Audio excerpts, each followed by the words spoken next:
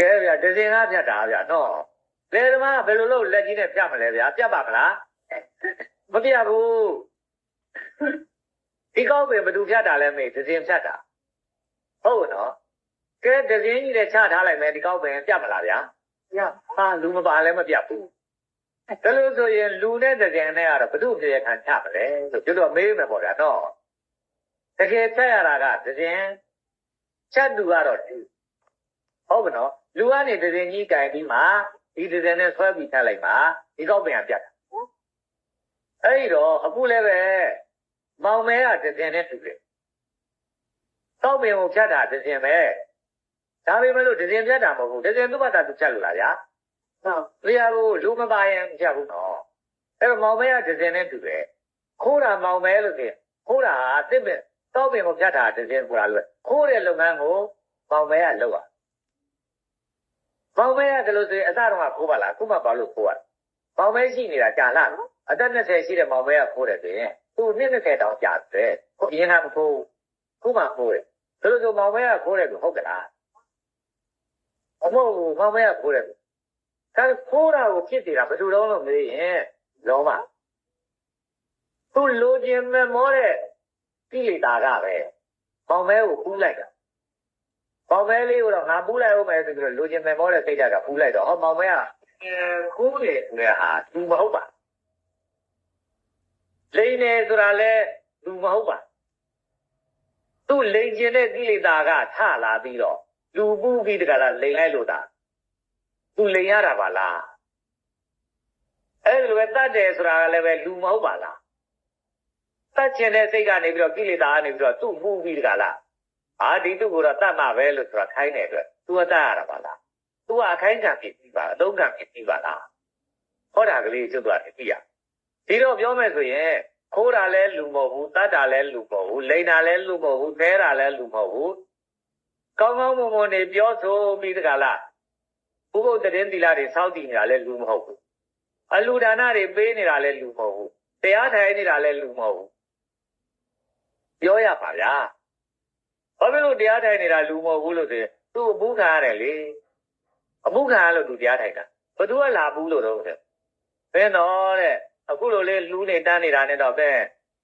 အပေတကားမပိတ်သေးဘူးရတယ်အပေတကားပိတ်အောင်ဆိုရင်တရားထိုင်မှဖြစ်ပါလို့အဲ့ဒါပူးလိုက်တာဟုတ်ကဲ့နော်ဒါလို့ဆိုရင်တော့ငါလည်းတရားတော့ထိုင်အောင်မှာပါဟာပေါ့ဘာလို့တရားထိုင်မှာတော့ဆိုရင်တော့သူကပြောတယ်အပေတကားမပိတ်သေးဘူးလို့ပြောတယ်အပေတကားပိတ်အောင်ကတော့တရားထိုင်မှာပဲ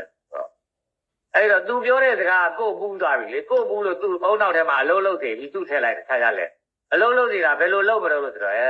တရားကြောက်သွားပြီတရားထိုင်ပဲဘာလို့လဲဆို तू ကနေခိုင်းတာဘယ်သွားတရားထိုင်မှအပေတကားပိတ်မှာပြလို့ဘယ်ဒါနနဲ့တော့အပေတကားမပိတ်နိုင်ဘူးဘယ်သီလာလေးနဲ့တော့အပေတကားမပိတ်နိုင်ဘူးနဲ့ဘေးကအပပြီဒီပြောလိုက်တာအပြင်ပပြောဒီအပြင်ပပြောလိုက်တဲ့ဟာလေးကကိုကောင်းနဲ့လာဘူးဦးတဲ့အခါကျတော့ဟုတ်တယ်ဟုတ်လို့ဟုတ်ချာတော့ကြအပေတကားကြီးကငါ့အတွက်ပွင့်နေတာရှိတယ်ငါရောက်သွားဟောကနေကြသွားရင်ငါအပေရောက်ပြီလေ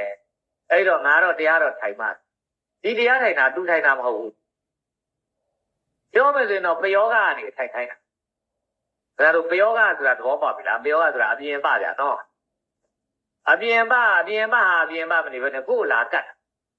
ကိုယ်လာပူးတာကိုယ်လာပါတာပြောမယ်ဆိုတော့ကျိုးလို့ဒီမှာတော့ပြောတယ်ကလေးလေးတွေ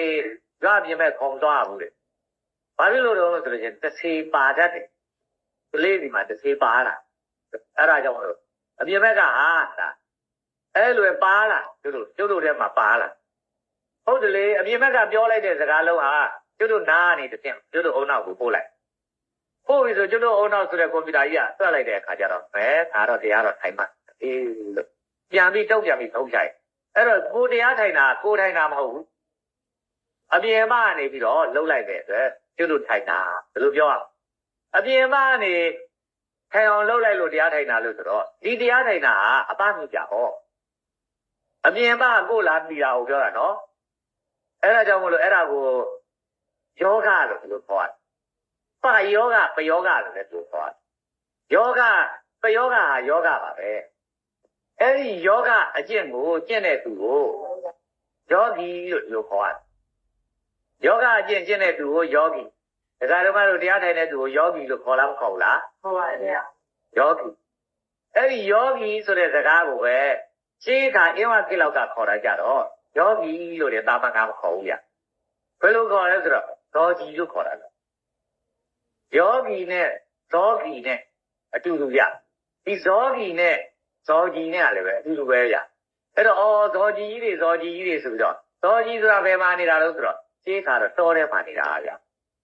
တို့ရုပ်သေးတွေပါဒီခင်ဗျားတို့ကြည့်ဘူးမလားမကြည့်ဘူးလားမသိပါဘူးရုပ်သေးပြန်စထွက်ရဲ့ပထမဆုံးကဘာမိုးကြီးရွာတယ်ဆိုတော့ကဘာလေကြီးတိုက်တယ်နဲ့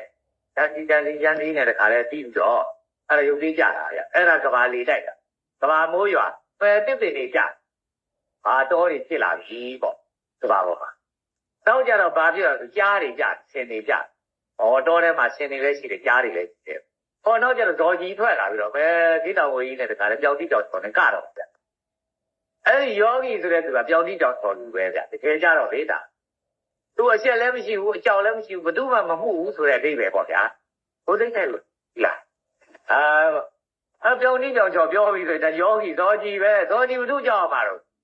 ဘသူမှုရမှာလဲဘယ်ဘုံမှုမမှုဘူးကွာဘယ်တိုင်းမှုမမှုဘူးကွာတဲ့မမှုဘူးသူကဇောကြီးကိုဘယ်မှုမှာတော့ခေါ်တာအဲ့ဒီလိုပဲဗျယောဂီကအဲ့ဒီဖြစ်သွားတာဗျအဲ့တော့ဆိုလိုတာတော့ဖြင့်ကျုပ်တို့တွေ